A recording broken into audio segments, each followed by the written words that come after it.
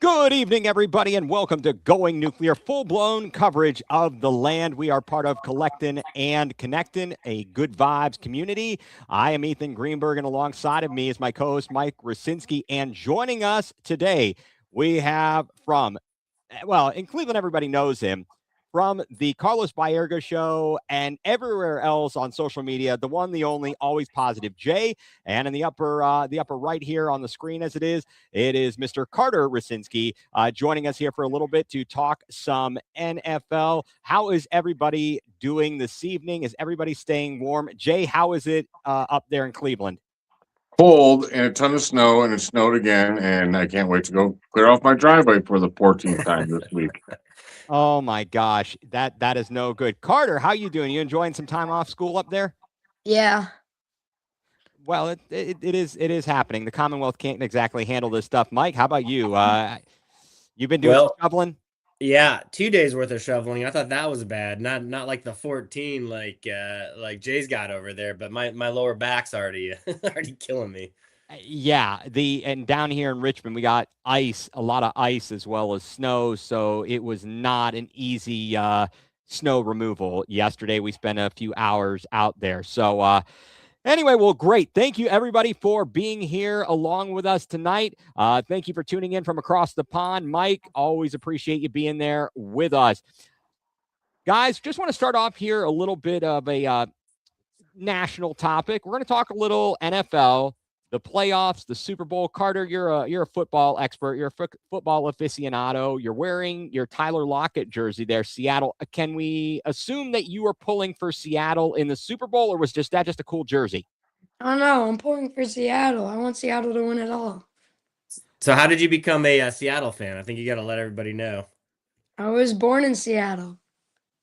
That's true. So just by nature, you kind of grew up with it. And then we Yeah. slowly converted you into a Browns fan, but you got Seattle as like your secondary team, right?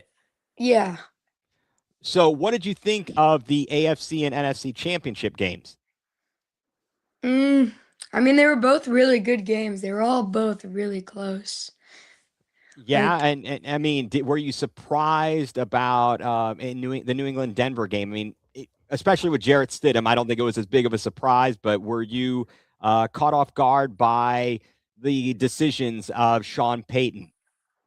I mean, kind of. What about that fourth down call where he went for it instead of kicking the field goal, and they end up losing by 3? That wasn't the smartest plays. I feel like I'm happy. I didn't want Denver to win. I don't blame you. I don't blame you. Jay, I mean, were you what did you think of the Sean Payton call on 4th and 1? Oh, horrible. Like, I don't know. These coaches, they think they all are outsmarting the coaches all that came before them. You take the points when you get the points, especially in a defensive-minded game. And I couldn't believe him being like an old school kind of coach didn't kick the field goal, especially when the weather was fine. And then when the weather gets bad, he can't make one. And I knew it. Second he did it, I'm like, man, the same thing happened to the Bills coach. I was like, second he didn't, or what was it? He gave up the field goal. Right. Because he tried to go for get points with 20 seconds to go. And I'm like, that's gonna cost him after he got that turnover and the other team got the field goal. That's how important field goals are. They act like they're not 3 points is nothing. I'm like, no, it's 3 points. They're huge. They make the biggest difference in games. And these guys just take it for granted, I think now. They really do. They absolutely do. It's kind of crazy. I mean, Mike, Carter, when you're playing Madden, kick your field goals. Yes. Great advice. It's sound advice. My thought was, would Stefanski have gone for it on 4th and 1? And for sure. Yes. Yeah. He also. They cost us games so many times. I'm like, dude, I'm pretty sure we would have won if we kicked our field goals today. But yep. Now Atlanta has to worry about it. Yes, we're going to get into some coaching talk in a little bit here. So Carter, let me ask you this. The Seattle LA game was fantastic. The Rams, they got shut down. They had the game in their hand, getting that darn close. Were you concerned at all when the Rams were driving and had it, down at about 10-yard line and they could get a first down or a touchdown? Any thoughts there? Yeah, I mean, yeah, I was nervous for a little bit, but yeah, that whole drive was at first because they had it. If what's it called? They had like starting the drive. They like played really good defense and they almost had to stop until like was it a penalty from like Yeah, unsportsmanlike right. conduct? Now Yeah. Wooten, that guy Wooten. Okay, so all right, let me just ask you this off-base question, guys. We know that if Jim Schwartz becomes the Browns head coach, how likely is it that one of our players gets a like a taunting penalty like that since he likes them to celebrate? I Mm, think Schwartz would have him doing push-ups on the sideline or something. Old school Yeah, coach like he's that, kind which of a we kind of disciplined need. and Larry guy. I don't remember any particular times that it's happened to us. I just know that he likes to have the guys. He's like, I want you when you make a good play, you got to celebrate, and everyone makes fun of and gets angry with Greg Newsome doing buckling up and everything like that. So I just thought I'd throw that out there. Any prediction for the Super Bowl, Carter? I mean, I mm, know who you want to win. I know you want to win. Are you confident that Sam Darnold will not turn into a pumpkin? no, he's been good all season. Been Okay, good 2 years in a row, right? Yeah.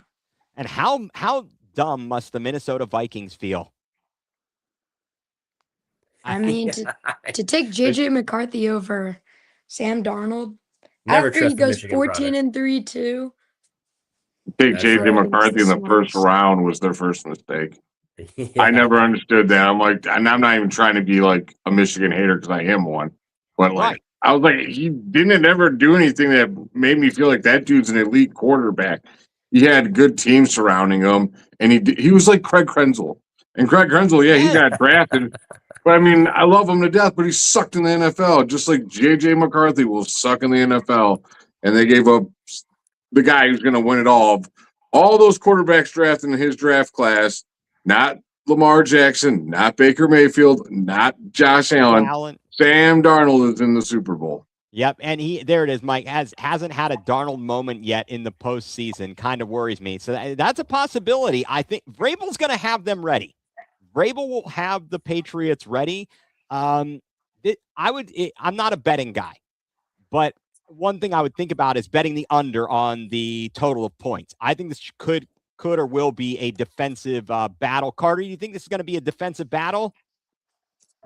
Um, Or I think it's more of like offense because like okay, you think there's going to be a scoring spree there? yeah. Okay. Okay. Well, outside of the Super Bowl, the other big news just, that has kind of rocked the sports world in Cleveland is that due to a number of people not accepting invitations or being injured, Shedeur Sanders is a Pro Bowl quarterback. Hey, Did you expect we to have put those things in the same sentence? we have a Pro Bowl quarterback on the roster. That's all you need to know. Problem solved. Carter, what are your thoughts? Did he deserve to go? No. No? All right. Simple response. It's been true. Accurate. Tell it like it is. Tell it like it is. I mean, Jay. He is going there. It's for ratings. That's all it is. The Pro Bowl gets absolute garbage ratings, and Shedeur Sanders is a lightning rod for attention. You put him in the game, people might watch. I'm still not going to watch. But Right. And I've got no problem with it. I think that people are getting upset with him and fans of it. I just don't understand it. Like, nobody is saying that they're not happy for him going to the Pro Bowl. They're just saying that the process and how he ended up being selected, kind of like Snoop Huntley a few years ago, it's flawed, but it is what it is. I'm not worried about it. I don't know why everyone gets their knickers in a twist. all I'm saying is just bring back the quarterback competition games, and to hell with the Pro Bowl. Just give it as an honor to people. Like you would have been a Pro Bowler. And would you not watch the QB competitions they used to have in the 90s? Those were gold. Bring it back. They were. They absolutely were. And apparently, Try to watch them on YouTube. That's where you find that stuff. You see Dan Marino throwing at moving targets and stuff. That's where it's at. It is. And that's funny. Mike, apparently Grant Udinski didn't want to be head coach for a Pro Bowl quarterback. It's a real selling point. It's a real selling point here. First of all, thank you everybody who is tuning in and commenting. Really do appreciate that. So Carter, any final thoughts about I know it's going to be a couple of weeks here before the Super Bowl. Are you looking most forward to the game or the commercials? Are the commercials still good anymore? Yeah. All right. Are you like M&M's is always solid. Doritos has some good commercials, right? I don't think I've seen a Doritos Super Bowl commercial. Dude, Mike, what All are you right. doing over there? You got to put him on I YouTube and know. watch Doritos Super Bowl commercials. We watched the Dunkin' Donuts Super Bowl commercials. Oh, It's, those are good. yeah. Time to make All right. donuts. Time They've to make really Yeah. dropped off throughout the years. The Super Bowl commercials. They have. They Remember really the one have. year it was like 2 or like 20.com commercials? Yes, Like, and then there these was aren't even funny. it was the .com, and then there was all the crypto stuff. Oh Yeah. god. Yeah, they were the best when they were like really funny, and now they're just trying to take up a prime spot for anything. Yep. This year's going to be the pharmacies. Watch, it's going to be all the pills that they're trying to push on us with the 5,000 different things that are going to be bad for us. Maybe. Yeah, it's kind of scary when you think about what the medications can actually do and the harms they can cause. That's kind of crazy there. Well, Carter, I really appreciate you joining us and providing us with your predictions and insights here. And I will let you go on to do your thing there. I do love your flags in the background. Now that I see the Kent State Cavs, I see some Buckeyes back there. That is some good stuff, my friend. That is good stuff. Oh, and you got the old Chief Wahoo up there? Yep. Indeed. Nice. Like, And the good Brown. camera work. He's going to be one of those guys that go out like live, like, well, we're going to live in the parking lot at Union Lot with Carter here. And he's going to be like, yeah, and he could work his camera good. You got a future, man. You got a future in the biz. He's gonna follow in his father's footsteps. Real party guy. Hopefully be more successful. Well, Carter, thank you very much for joining us again. I don't know, do you have school tomorrow or are you off again? No, it got canceled again. Yeah, my kids too. So, hey, enjoy your day off. Don't be too crazy out there, all right? All right. Thanks for having me on. You're welcome, sir. Thank you for joining us, and we'll have you on again soon. All right, cool. All right, fellas. Okay, so that was some good stuff there. Jay, we got you I think we got on. you on mute there, Ethan. I'm not. I can hear him. Can you hear me, Mike? Mike, you can't hear me. Okay, hold on. Hit the thing to leave the studio, Mike, and then Mike can't hear me. Hold on a second. We've got this, StreamYard is weird like this, Jay. Have you had this issue before where like all of a sudden it'll stop working? So let me send him I've never actually set up a StreamYard. I've always had people to do it for me. I'm not gonna lie. It was either Peter or someone from Big Play that hooked me up. So okay, I am sending Mike a message. Thank you all for keeping up with us here. Okay, I think he got the message. And thank you for all you who are commenting. Something goes on wrong with StreamYard. Somebody drops off and then they come back on and it goofs things up. And I don't understand why. So, okay, so we'll wait for Mike to jump back on here. Oh, okay, here we go. Hey, good to have you on, Mahomes D-Frog. All right, let's see if this works for Mr. Mike again. Hopefully this will. Mike, can you hear me? I'm back. Can you hear me? Difficulties solved. Yep, we're good. That is the craziest thing. I don't know what is wrong with StreamYard. Anyway, I digress here. All right, so Jay, I appreciate you being on. For those of you who don't know who Always Positive Jay is, Always Positive Jay, first of all, you're just a darn good dude. And I a good appreciate friend. that. And you're I'm right back at you. Well, thank you. And you're a good friend. And I've had an opportunity to get to know you through the Twitter sphere and ESPN Cleveland and so on and so forth. And as Jay is representing the CLE, the Guardian City edition there, look at that. He is, if you don't know, he is a producer, part of the Carlos Baerga show on the Big Play Network, and there's at Baerga show. So Jay, we wanted to have you on, wanted to talk about what I think might have been the surprise transaction of the century. Jose, were you shocked when the Jose Ramirez story broke about the contract extension? Can't lie, I wasn't. Because I kind of knew that he wanted more. I knew it was that he wanted to stay here longer. He wants every single record. And think, I mean, I have like some people are like, I'll tell you my sources, Carlos Baerga, he talks to him all the time. He wanted 4 more years really bad. He knew if he got 4 more years extended on that contract, he wants to break every record owned by Cleveland baseball players. It gets confusing because the past are like Indians, and then now that's the Guardians. So I just call them the Cleveland baseball players for like all-time records. But Exactly. he wants that. That's really important to him. He truly loves this city. Like, you've seen the stuff that's been put out there, how much he appreciates the fans. His family loves it. They all are from here now. Like, his kid was born here. He loves Cleveland. And for what he does on the field, what he does off the field, and what he's doing with his contract is nothing short of remarkable. Like, you don't see that happening. You guys have been Cleveland fans. How many times, especially with the baseball team where we can't afford, they just have to go elsewhere because they know, like, when Manny and Albert Bella, there's pressure from other players. They're like, hey, man, you got to get as much as you can because the more you get, the more we get. And Jose's just like, man, I just want to stay in Cleveland. And everyone's like, you know what? Mad respect. No one complains. He didn't care. And then, like I said, we all know what he does on the field. He's a remarkable player. The guy's been an MVP candidate for how many years now? He's always in like the top 3, top 4 finishing of that. And who cares if you win it? Like, we know how important he is because our team is all based on young players. And when you have a guy like him, he does what Tim Duncan did for the Spurs, and he's the hardest coach, the hardest working dude. That makes everyone else behind him being like, if he's doing it that hard, well, who am I to not do it that hard? And I'm just a rookie or a second-year player, like, or a new guy that just got here, like Jose. Like, wow, look at him bust his you-know-what, and it sets an example for everybody else.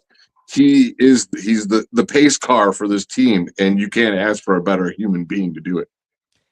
Yeah, definitely. I mean, you summed it up so well, and it's awesome that you kind of have that, you have that relationship with Carlos Baerga and that you kind of saw this coming. And did you guys see the, there were those stories or videos that had popped out that he had done some interviews and that maybe he was unhappy with Cleveland. Jay, do you recall seeing those videos, and what did you think of those? And especially now in light, he signed the extension, and we're going to talk a little bit here. I think those were actually old when they came resurfaced.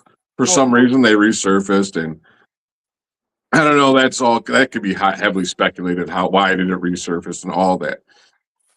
I believe he knows the plan. He knows how it works here. He's not trying to. I don't think that was driven by Jose Ramirez, if anyone thought so. But right, I gotcha. Guys, do you think that with this contract extension, and I think even with this extension, is he going to retire a Cleveland Guardian? Well, this takes him to his age 40 season. Is that right? Did I get that? Yeah, he's going to retire here. Yeah. Okay. And do you think that he already was in line to have a statue built here, guys? I thought there would be one made of snow with all the snow we got down here when it was announced. Maybe it's too cold to go build Jose Ramirez snow statues, but yes, build the statue.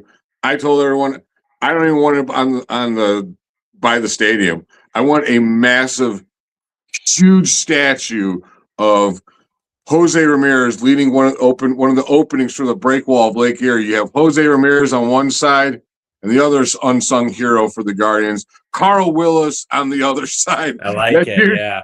Like, those two guys have been just making baseball so great for us. I agree. Absolutely. Now, did you guys welcome everybody in from the lake? Is Carl Willis and Jose Ramirez. Hey, I like it. I mean, and I'm talking 40-foot statues, guys. Okay, but what? Okay, this came up on another podcast I was on. We were talking Guardians, talking about Ramirez. What pose would the statue be in, guys? If you're Jose Ramirez statue, what's the pose? Him running with the helmet flying off, be right behind. I suggested that. Yes, flying behind. That's Jose Ramirez. Is just going to first. Like, he busts his butt on every single play, and the way his helmet flies off is just a testament to how that happens. Yeah, so I was on the same vein too. I was thinking sliding into second though, but with the helmet flying off Or should it be the sucker punch of Tim? What's his name from the White Sox? Down goes Tim Anderson. Well, it was Yeah, Tim not a Anderson. sucker punch. It was Yeah, just you're a right. good, clean punch. Tim's was a sucker punch. His was the good one. Right. Yeah, that was the knockout punch. Yeah, that's right. I think the amazing thing is how many players stay with their original team throughout their career too? Like, In baseball, especially, yeah. not very often anymore.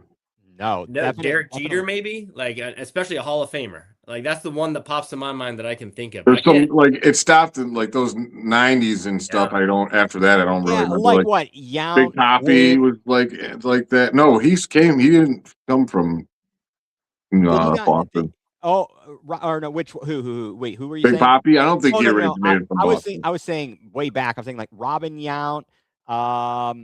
Let's see. Cal Ripken, guys Cal like that. Ripken, guys. Like that. Yeah, like I you mean, said, back in the day, that was more commonplace. Tony Gwynn, and it kind of stopped being that way.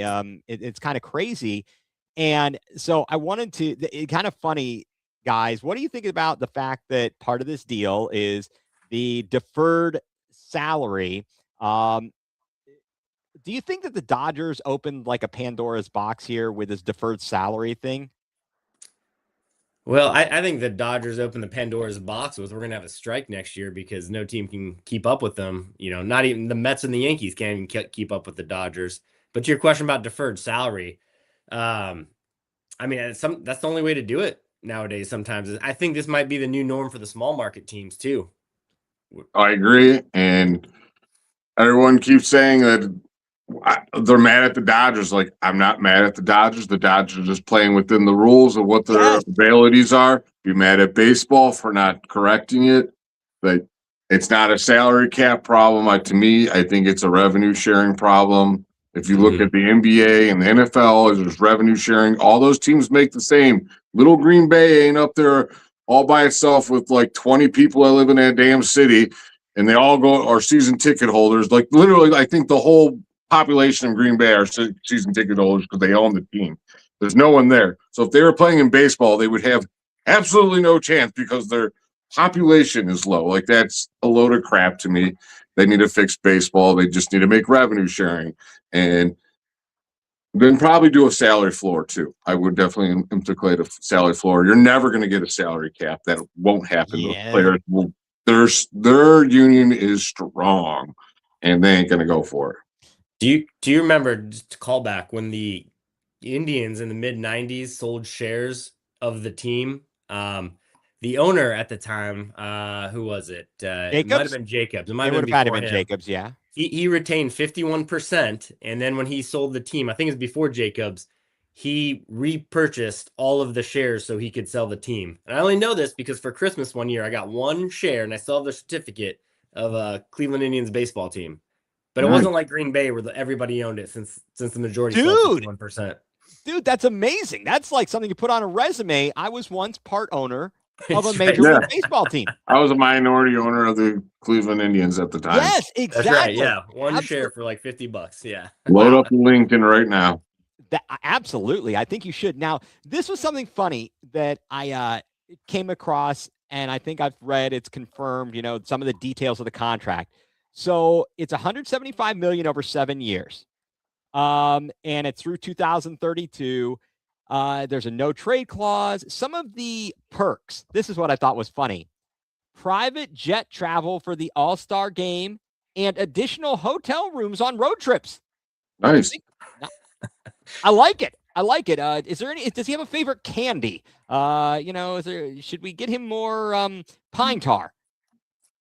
I don't know what he can have whatever he wants, man. I'll get it to him. I don't care.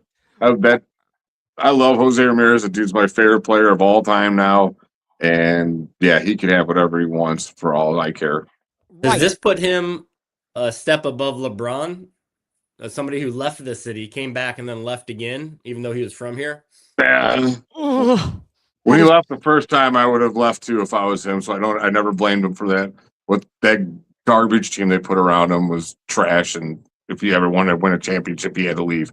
And as far as I'm concerned, by him leaving, let us suck to get draft picks for Kyrie and all them, build the team. That's how he won a championship. He might have had that plan the whole time. Don't forget that. for the LeBron haters out I there. hadn't heard But that before. Interesting. Yeah, well, wait, but the thing is, who did I hear talking about it? Someone was just talking about it the other day and mentioning that maybe it was Windy, saying that at some point around that 2017 season, before the Kyrie trade, he may not have been planning on leaving.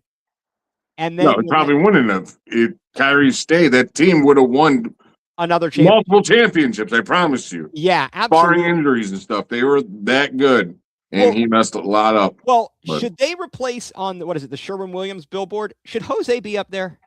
Yeah. Yeah. I think I honestly think he should right now. The sore 4 is really killing me over there. Just put the straight a big thing right down Terminal Tower there. He could be the king. I love that. I do like that. How much of this, there's going to be deferred salary. Do you think any of this or how much of this might be related to the timeline when maybe the Dolans sell the team and we've got this minority owner, David Blitzer? Do you guys think that there's anything connected to that, guys?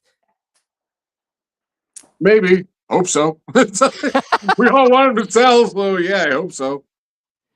Yeah, do we know what the timeline is for that? Do they have an agreement in place or anything yet? Nothing that's been made public? Well, not that I know. Jay, do you have any ideas about that? No, I don't. I do not. I just know it's speculation. It's a lot of speculation. Do you think now that they have gone ahead and given this extension to Ramirez, do you think they're going to maybe now work on a new deal for Stephen Kwan and to possibly bolster the lineup a little bit, guys? I mean, Mike, what do you think? I would love to see them working a deal with Stephen Kwan because, I mean, you have an all-star, a Golden Glove. That's our only surefire outfielder we have right now. So I would love to lock him up too. And you need a contact hitter like that with speed, and he hustles and he plays the right way. So I can see that happening if Kwan wants to stay, although there's all those rumors that he wants to go out west where he's from. I don't see us signing any big free agent hitters, though. I think they are committed to playing the young guys. Jay, what do you think?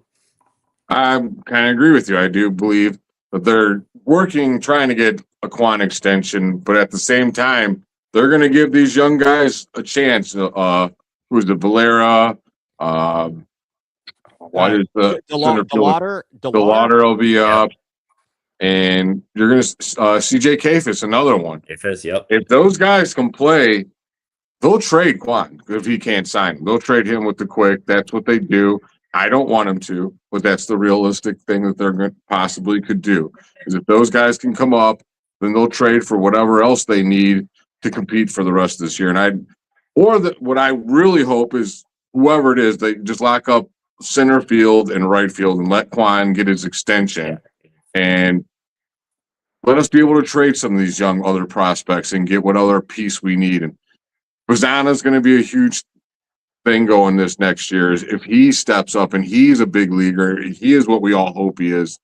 We can make a run at it. Don't get me wrong, because this pitching staff is absolutely unbelievable, especially with guys like Parker Messick coming up like last year, like he did. Like that pitching staff is deep. Right. And we're bringing back Pedro Avila. It's true. So we got that going for us. That's good.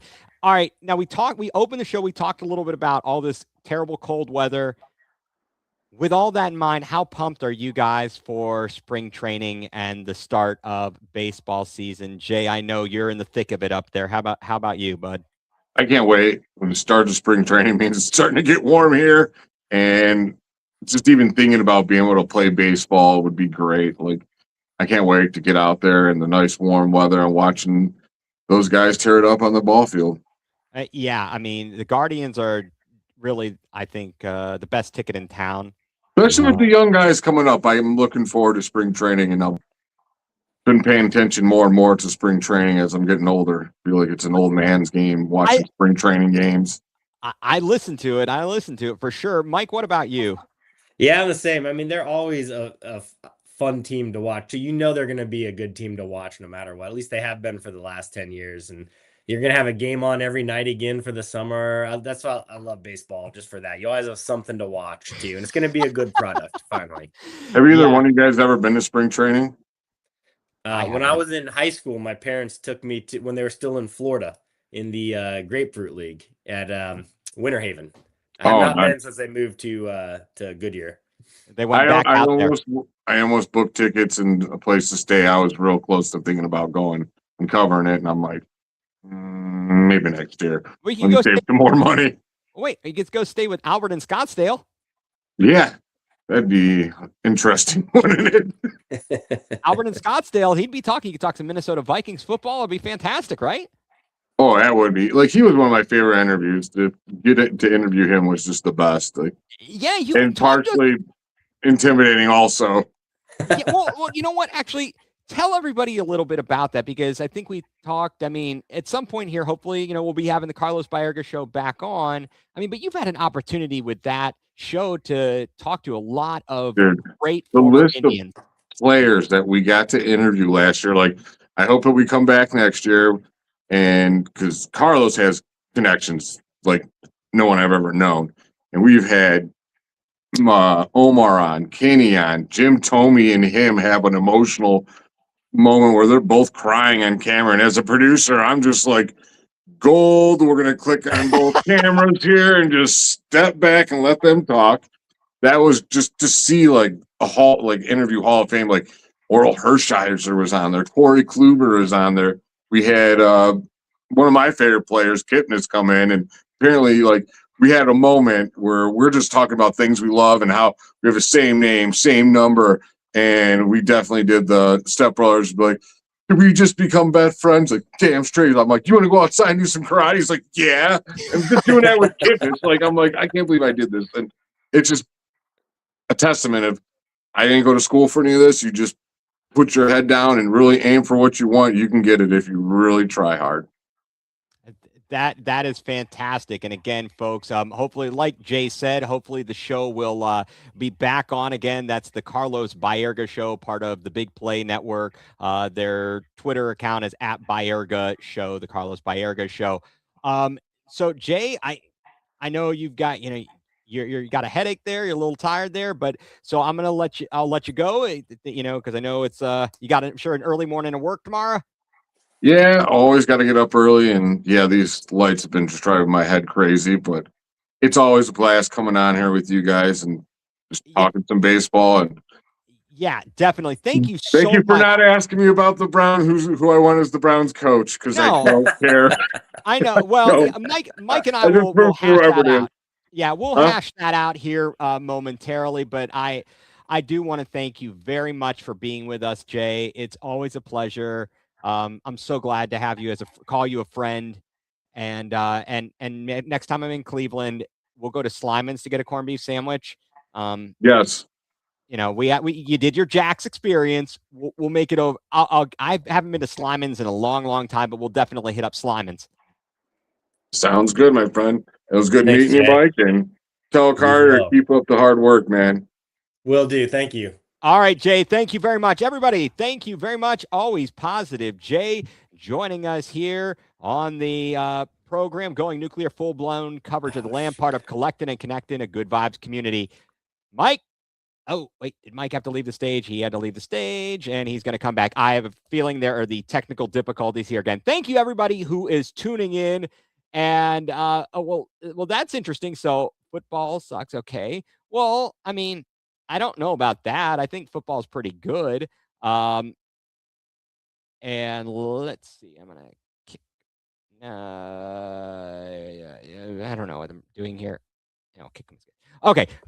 Mike, I'm going to add you back on. And Mike, can you hear me? I'm back. I don't know. It seems like whenever somebody drops, I lose. But it did. You know what? The funny thing is, I can't remember. It didn't happen last week when the kids were on. I don't understand this, but anyway, yeah, I thought we'd have some fun talking baseball because that's about, in as much as that team disappoints us sometimes or we're frustrated with ownerships there, that's a great story, the Jose Ramirez thing.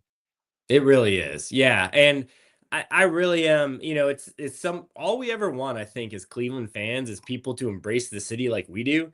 And Jose is finally a guy that does, even I brought up LeBron earlier, even our homegrown, it seems like superstars and folks, they leave us. But here's Jose guy from the Dominican Republic that comes in, loves the city, and is willing to take less money.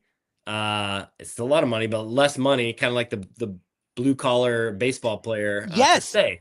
That's exactly right. Mike, you took the words right out of my mouth. I used that description yesterday in discussing this with some folks. It's a blue collar mentality, the way he works out there every single day. And I really am so thankful that he's going to stick around. And I really hope they build a proper team around him, and they can can we just make one push, one more run at a World Series and not sell ourselves short. I feel like we've been, the one time we made an all-in move, we were one win away. Yep. We were one win away from winning a World Series. And ever since then, ownership has been like, we're not going to spend that kind of money. And we've been in this cycle. We can get to the playoffs. We can make a push. We can win the division. We've had some fun, but we're still missing that key piece. I do wonder, you see in the offseason this year, they've been focusing on relief pitching. Yes. And I wonder if they think that is with these young hitters, if you can have a dominant bullpen and solid starters, which, fingers crossed we do, you can get through the playoffs with that. That was proven in 2016. So I wonder if that's their cheaper way to try to succeed in the playoffs. And we're just, not seeing it exactly, but it could be a winning strategy. I mean, we'll see. Look, if you have good pitching, you can get through for a while there. But at some point, though, you do need to be able to get clutch hits. You're not going to hold these teams scoreless every time. You're not. I mean, it's difficult, I guess, is the point. Unless you're the 1995 Indians against the Braves. That umpiring was sorry to bring that up. That is the epitome of and direct example of why they need the automatic ball strike thing implemented fully, not just as challenges, but I digress with that. So Jay joined us here for a little while. We talked some baseball, and of course the other big news in Cleveland has been the ongoing search for a new coach for the Cleveland Browns. And that's right. We lost one of the wild card, 1-0. Yeah, we lost the one wild card game. So a little hitting goes a long way there. The Browns are still searching for a coach. There's been word that we're close to a decision. It keeps going back and forth. Yeah, at one point it looked like it was going to be up-and-comer offensive coordinator from the Jags, Grant Udinski. Then he withdraws himself from it. He gets a pay raise in Jacksonville, but was still open to the Bills job, which I don't blame him. The Bills job is better. But today the Bills announced they were going with Joe Brady. I don't know whose decision that was. I think people are speculating that was a Josh Allen choice. Yeah. Does it concern you at all that the Browns didn't interview some of these coaches that are getting hired by these more successful teams? It's like a Joe Brady for the Bills. I'm not saying I want Mike McCarthy, but they didn't interview him. Steelers pick him up. That's a good question. I think that, so you had a few people that, we had Mike McDaniel lined up, and then he, withdrew his name from consideration. We did a Zoom interview with him, and then he withdrew his name. And he also was set up to interview with the Bills and withdrew his name, and he's going over to be an offensive coordinator for the Chargers. The Mike McCarthy thing, I could have been persuaded to talk to him. From what I've heard, listening to the media and what I've read, it sounds as if they were either going to look for a young, new age candidate like Udinski or Nate Scheelhaase, or they were going to rely on Jim Schwartz. If they were going to go defense, it sounded like they were going to stick. We've already got Jim Schwartz in the building. So I'm not so concerned. We certainly made a call or an inquiry about John Harbaugh, and apparently he gave us the agent or whomever said, forget about it. We're not talking to you. And he went and took a position elsewhere. I'm not upset, though. If you look at the candidates who have been hired, you've got Mike McCarthy in Pittsburgh, Joe Brady in Buffalo now. Kevin goes to it. Stefanski goes to Atlanta. What are the other openings? Robert Saleh takes the Titans. Mm-hmm. John And yet the Ravens. Minter. Yep. And he's a defensive coach. And John Harbaugh goes to the Giants. So I'm not overly upset with those who we did not interview here. I'm just kind of wondering or trying to figure out what the strategy is here. Who's pulling the strings? I know that some people are so there's going to be a portion of the fan base that is not happy no matter who we hire, right? Yeah. I mean, and I think there's also the portion of us who are more upset with the process than the actual result. Yeah. Will you be okay if Nate Shieldhouse is the guy? Would you be okay with him? Are you concerned about his lack of play calling and experience? Yeah, I think that concerns me more than if we were to go with either Todd Monken or Jim Schwartz, who seem to be the other two likely hires. That being said, it's so hard to predict who is going to be a successful head coach and who's not. I mean, we've seen young guys do it, seen second stint coaches come back and be successful. We've also seen second stint coaches come back and not be successful. So I hope that they're interviewing him and looking for the qualities of more like leadership and organization and how really do you organize 53 players on a team and then get the coordinators to be on the same page as you. It's that skill set they need more than just a guy that can design a good offensive playbook. So I hope that's what the Browns are looking at. And obviously we don't have the insight on what these how they analyze those qualities. But right. Well, apparently they're giving them tests and homework as part of their interview process. And sure. I know people laughed at that. I feel like that was more of an issue of how the media presented it. And I actually don't hate the fact that they're making somebody work to get the job. I like the fact that they want to be thorough and they want people to do the work. If they really want the job, they'll go through the hoops. They'll jump through the hoops to get it, right? Now here's a question though. So Shieldhouse, he interviewed on Monday right after they lost the game. Right. How much prep could he really do for? I think he was like a 6, 7, 8 hour interview. How much prep could you do for that as you're preparing for an NFC Championship game? That blows my mind too. What exactly do they talk about? Because I've been interviewing for jobs this fall, as you know, and I was prepping for months just for simple interviews. And I don't know how these guys do it. He had 0 time to prep, and he had like an 8-hour interview, second one. Yeah, so. and then not only that, he went and did a Zoom interview last night with the Bills. Yeah, how can he do research on the Browns and the Bills and say, here's how I'm going to fix the team when right? Yeah. It's just absolutely crazy. Now, so we're talking about the young guy, but would you prefer a Jim Schwartz to a younger guy like Shieldhouse? I guess if I had to pick, I would probably go with the more experienced guy, the Jim Schwartz, a guy who's been a coach before, who hopefully has learned from his experience, coaching a team that struggled, in the Lions when he took over the 0-16 team, and he's kind of in the same situation, but hopefully he's learned more and he knows the players, so he's not starting from zero, and it seems like the players respect him. So I think I'd rather go in that direction. However, I won't be mad if I hire Shieldhouse because I don't know how good he is or not, but he could be great. Yeah, definitely. And Paulie Campione, thank you so much for having us as part of Collecting and Connecting Good Vibes community. Chiming in here, Dion coming to coach the Browns, and I think Stephen A was floating that idea out there. I don't think so. It's an interesting thought, but I don't think so. He may be unemployed here soon too, the way last season went for him. Oh my gosh, yeah, that's absolutely Colorado, not so good, and I feel bad. I mean, he's got health issues too. Quite honestly. Does he? Really? Yeah, he's definitely had his health issues, and so hopefully he's all right out there. No sweat with that.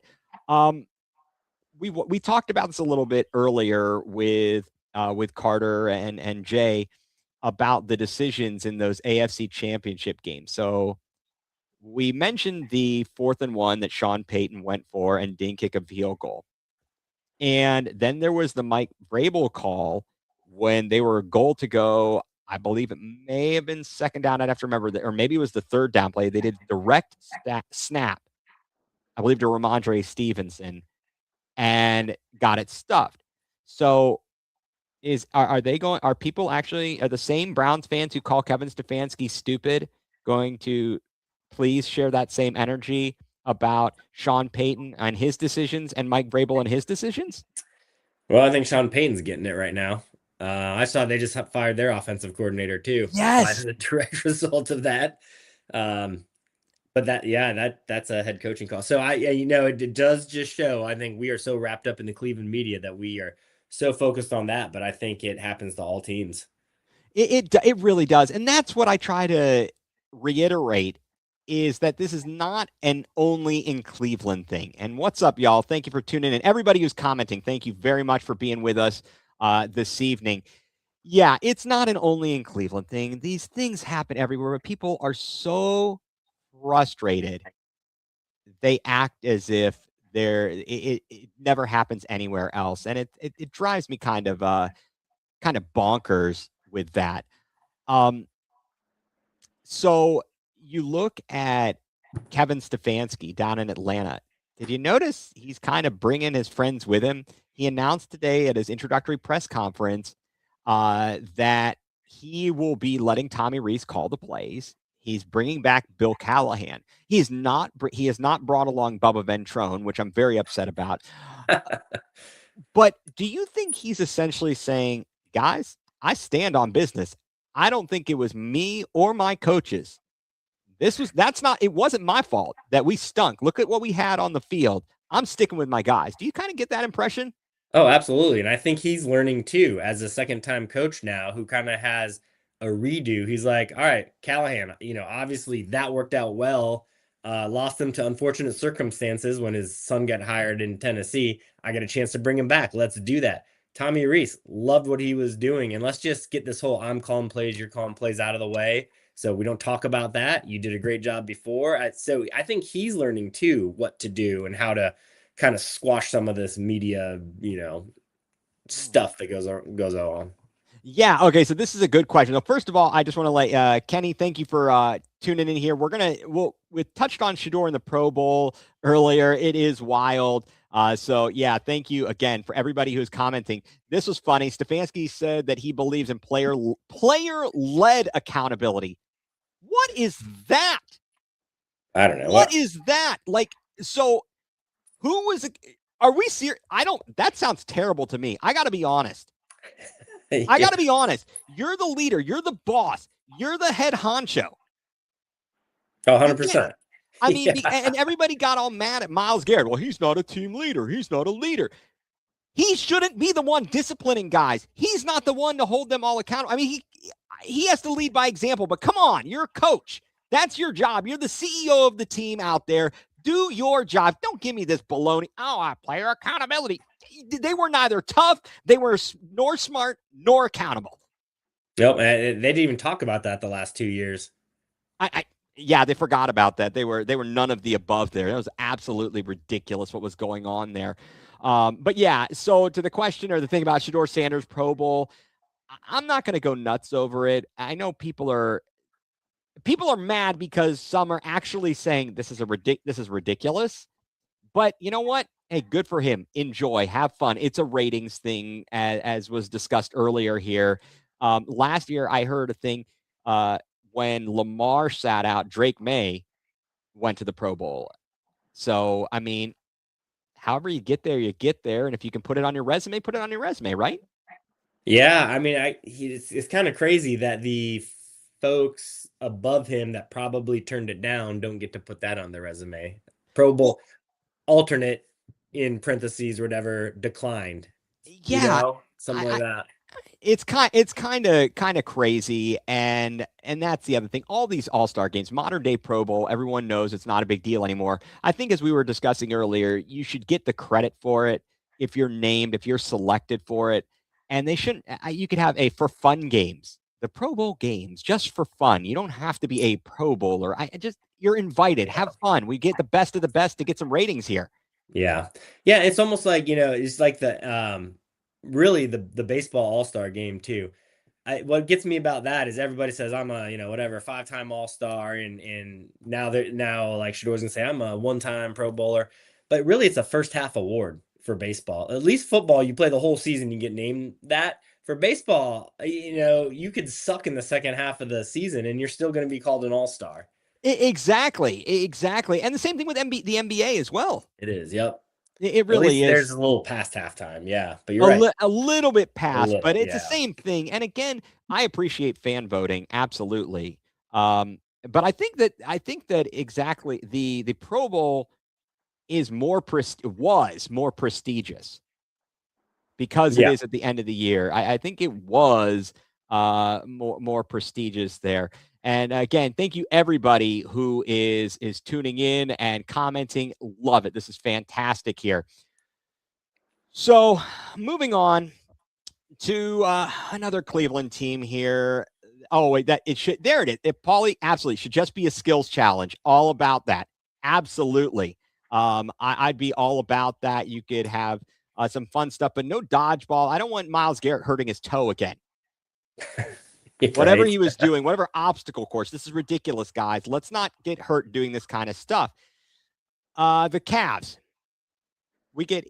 They're finally starting to kind of take form. And all of a sudden, we get the news this afternoon that Evan Mobley is going to be out approximately 1 to 3 weeks. They have confirmed by MRI a left calf strain. He strained this calf earlier this season. Are we cursed, Mike? It certainly seems like it. It's been a frustrating season. I think we're all just holding out hope that everybody gets healthy for the playoffs. And even if we're like the number 6 seed or something, we can just turn it on in the playoffs, something we haven't been able to do in the past. It's like the opposite of what's happened in the past, where we've been healthy all season and then we get injured in the playoffs. I guess, and the silver lining is they're learning how to play without some of their starters, which if they get hurt in the playoffs, at least they'll have experience doing that. And some of these young guys are getting to play, but it certainly does feel like we're cursed the way this season's going. Yeah, it's kind of crazy. So that now that we are at our high mark of games above 500 this season, the Cavs are now 28-20, sitting in the 5 seed, 7 games out of the 1st seed, but only 2 games behind Boston for the number 2 seed. 2 games behind them. That's kind of crazy for as poorly as we have played. I don't think there's a dominant team in the East. In as much as Detroit is out there at 33-11 and they're playing fantastic, I'm not that scared of them, I guess is the best way I could put it. Yeah, especially if we were to get our guys back and see them in the playoffs, where it's a different type of ball game. I think anything's possible there. And we have a lot of playoff experience too. I know we've been bouncing the second round for a couple years in a row now, but that experience does pay off. Detroit doesn't have that. No, not yet. They were in last year, and yeah. I think that JB has him. He's doing what he does well. He's got them playing well. I got to give credit to JB over there. And when we see some of the issues that have happened here in Cleveland, I guess that brings me to one of my kind of questions, which is Kenny Atkinson. I think he's going to survive the season. But if the Cavs fall flat, injuries or not, do you think that Dan's going to have patience for him for next year? Yeah, I do. Coach of the year last year. I know that doesn't mean much. That's usually the curse that you're going to get fired. In Cleveland, it is. In Cleveland, it certainly is. But yeah, you got to take these injuries into account too. So I think there's going to be a little bit of grace, but we'll have to. I'm more curious as if they do underperform or get bounced in the first or second round this year, what's going to happen in the offseason?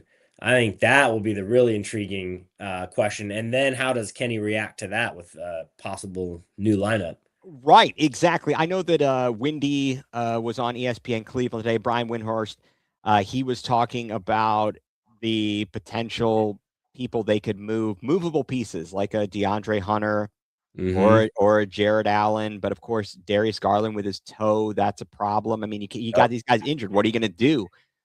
This is going to be tough. This is going to be real tough. And I don't know.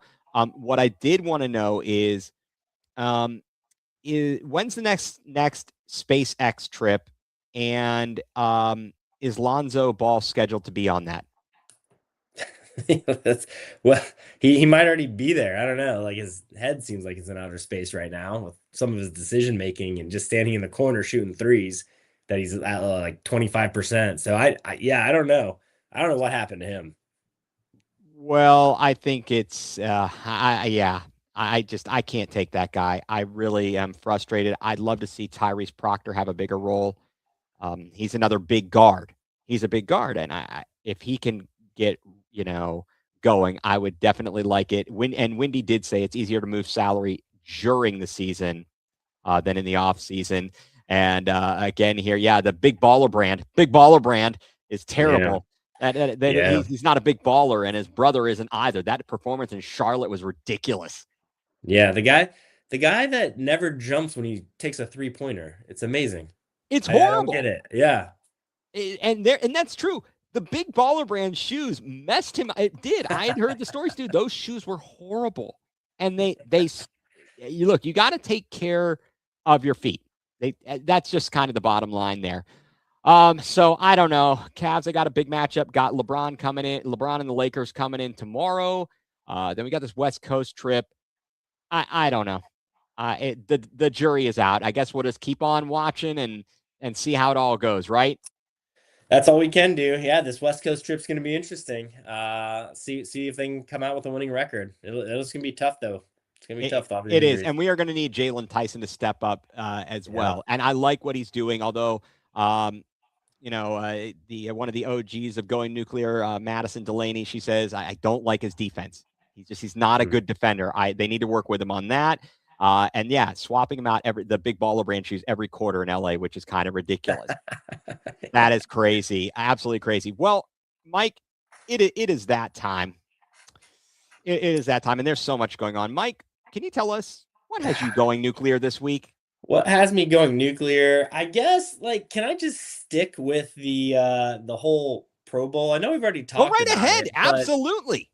But I do agree. It's just kind of a joke. Okay. So I don't think it shouldn't bother a lot of people. Like, who really cares? But it does go on your resume. And so Shedeur Sanders, with his 3-4 record and more interceptions than touchdowns, is going to be able to say, as a rookie, I was a Pro Bowler, with no context. 10 years from now, that nobody's going to go probably look at his stats from 2025 with no context. It is pretty ridiculous. I agree with you and what has been said, that if there are injuries or whatnot, the people that were voted in as starters, they're the Pro Bowlers, and then everybody else should get a participation trophy for showing up and playing in the game. That's really how it should be. Wow. That finally somewhere that the participation trophy actually would be appropriate, right? Right. Yes. It really would be appropriate if that's where it is. Okay, Mike. What has me, so many things, shoveling snow, that has me going nuclear, all these types of things. But folks, what has me going nuclear this particular day and week is keyboard warriors. Timmy Tough Knuckles. Why is it that on social media, if you state an opinion, you get attacked for it? I don't have a problem with someone questioning your opinion. But if the person who's questioning your opinion is constantly someone who's yelling at others and acting like a Timmy Tough Knuckles, I got a problem with that. Listen, the whole idea of these social media platforms allows people to express opinions. There is no reason to yell at others and on your keyboard, that is. There's no reason to be screaming at them and giving profanities at them. This is ridiculous, guys. It's not that serious. And I don't know what to tell people in today's day and age, but seriously, we got to give it a rest. It's good. It's fun. Let's have fun with these things. It's not that serious, guys. So what has me going, nuCLEar, are keyboard warriors. And as Jacob gave me the term, I don't know if he heard it elsewhere, Timmy Tough Knuckles. I like it. I do like I do like the Timmy Tough Knuckles, and there it is. People who don't Yeah.